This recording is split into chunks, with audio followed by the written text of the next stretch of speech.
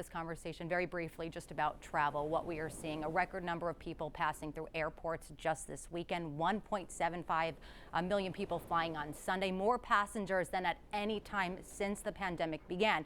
The CDC keeps asking people, hold off, even if you're vaccinated. So what would you tell viewers thinking about packing their bags for a trip right now? How much longer do they have to wait? This is one of the reasons that some of us have pits in our stomach as we remember what happened about a year ago. And it was around spring break and the large gatherings that occurred that we saw a real spread of the virus around the country. So we know that the vaccines are very effective, and we are, updating pretty regularly what you can do when you're vaccinated. But we don't think this is a time for non-essential travel, and definitely not a time for large gatherings and crowds unmasked. Those photos that everybody's been seeing from spring break parties are just really scary.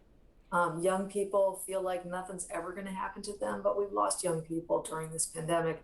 And the worst thing is young people unknowingly spreading to their loved ones that are older. So we really I really discourage people from large parties, gatherings without good ventilation, masks, and distancing. As we are coming up on break, I want to ask you, I was speaking with my cousin who is doing some flying, fully vaccinated. She said, I'm trying to figure out where to pack my vaccination card. I feel like it's gold right now. We're hearing the idea of these vaccine passports, right? And in New York, we have the Excelsior Pass, first of its kind. People saying this is going to be really essential for travel, school, work.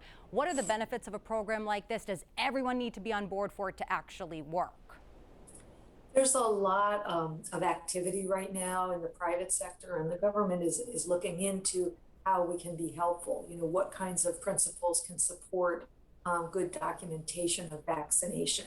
We've seen vaccination documentation be very important in our past, of course, for school requirements for kids in terms of measles vaccines and so forth. And I think this is an important area that will help people, whether it's for travel or for other settings.